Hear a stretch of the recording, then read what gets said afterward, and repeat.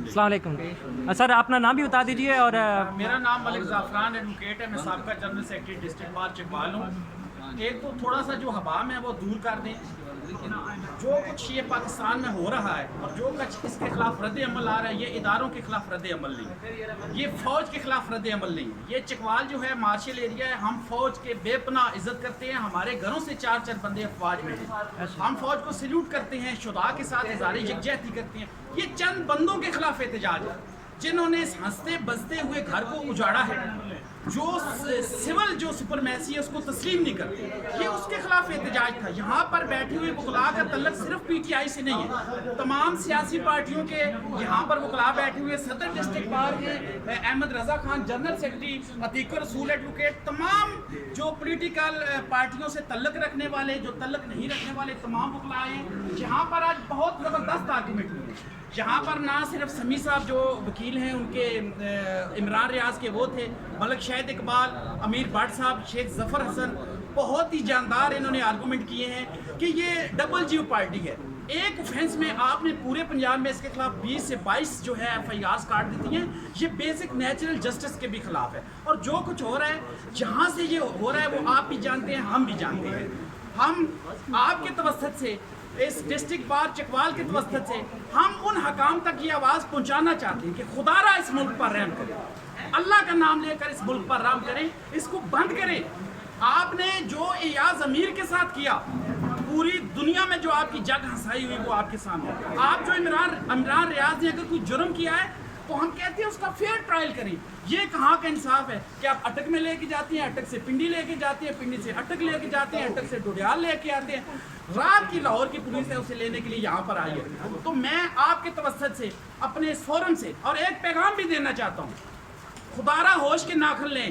مشرف جو مکے لہراتا تھا، جب وکلاء نے اس کے خلاف تحریک شروع کی تھی تو اسے چھپنے کی جگہ نہیں ملی تھی. اس وقت سے بچے کہ جب پاکستان کے وکلاء اکٹھے ہو کر اور متحد ہو کر آپ کے خلاف جدوجہد شروع کریں. بہت شکریہ. سر، ایک اور بات آپ سے کرنی ہے.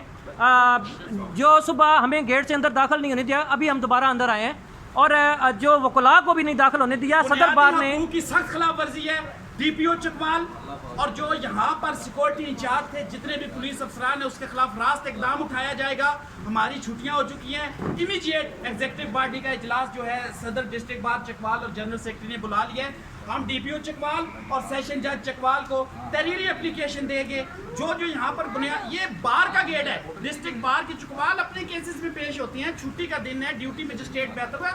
عمران ریاض کے علاوہ بھی لوگوں کے یہاں پر مسائل ہیں، لیکن جس پلاننگ کے تحت چھٹی والے دن اس کو پیش کیا گیا ہے اور سول سوسائٹی، وکلاء کو، میڈیا کو اندر آنے سے روکا گیا ہے، یہ انتہائی کنڈیمنیبل ایکٹ ہے. یہ لگتا ایسے ہے اللہ نہ کرے کہ ہم کسی مارشل لا دور میں رہ رہے ہیں. یہ کسی طور پر بھی قابل قبول نہیں ہے. وکلاء کی آواز نہ کبھی دبائی جا سکی ہے، نہ دبائی جا سکے گی انشاءاللہ. آپ کو کیا لگتا ہے کہ یہ جو ایکٹ یہ کر رہی ہے موجودہ حکومت، یا جو بھی فاشسٹ حکومت ہے، امپورٹڈ حکومت ہے، جو ایکٹ یہ کر رہی ہے، وکلاء اس کے اوپر کیا ایکشن لیں گے اور اس کے کیا نفاذات نکلیں گے؟ میں یہاں پر کوئی پولیٹیکل بیان بازی نہیں کرنا چاہتا. میں پی ٹی آئی کا ممبر نہیں ہوں، لیکن ایک بات آپ بھی جانتے ہیں، میں بھی جانتا ہوں، کرنے والے کوئی اور ہاتھ ہیں. یہ نہیں کر رہے، ان سے کروایا جا رہا ہے. یہ آپ کو بھی پتا ہے، ہمیں بھی پتا ہے. میں آپ کے توسط سے، جو مقتدر لوگ ہیں، شخصیات ہیں، جو اداروں کو اپنی شہنشانیت کا دوام بخشنے کے لیے یہ تمام اقدامات کر رہے ہیں، وہ ہوش کے ناخن لیں.